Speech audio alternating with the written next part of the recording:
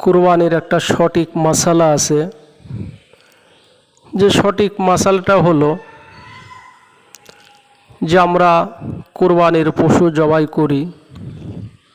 এই কুরবানির পশু জবাই করা কে জবাই করলে সবচাইতে ভালো, উত্তম, সওয়াব বেশি হয়?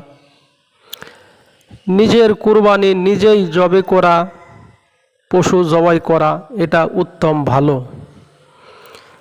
নিজের পশু আমরা নিজেরাই জবাই করব, এটা সবচাইতে ভালো, উত্তম, সওয়াব বেশি।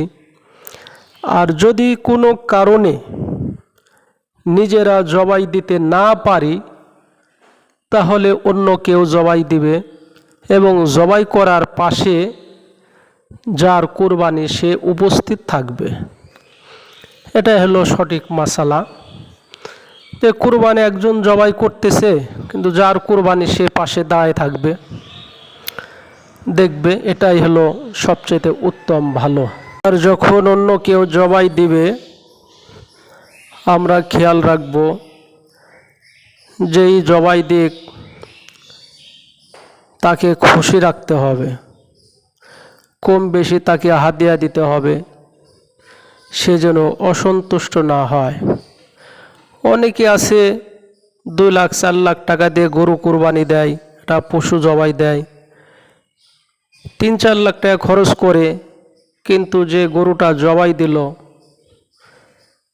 তাকে কিন্তু 50-100 টাকা হাদিয়াও দেয় না। কিন্তু সে যদি কষ্ট পায় তা তো কুরবানি হবে না ভাই। এজন্য যে জবাই দিবে তাকে আপনারা হাদিয়া দিয়ে দিবেন কম বেশি, এটা যেন কোনো সময় ভুল না হয়। অনেকে গোশত বানায়, গরু বানায়, তাকেও খুশি রাখতে হবে, সেও যেন অসন্তুষ্ট না হয়, তাকেও কিছু টাকা পয়সা দিয়ে খুশি রাখতে হবে। তো এই ভুলগুলো যেন আমরা না করি ভাই।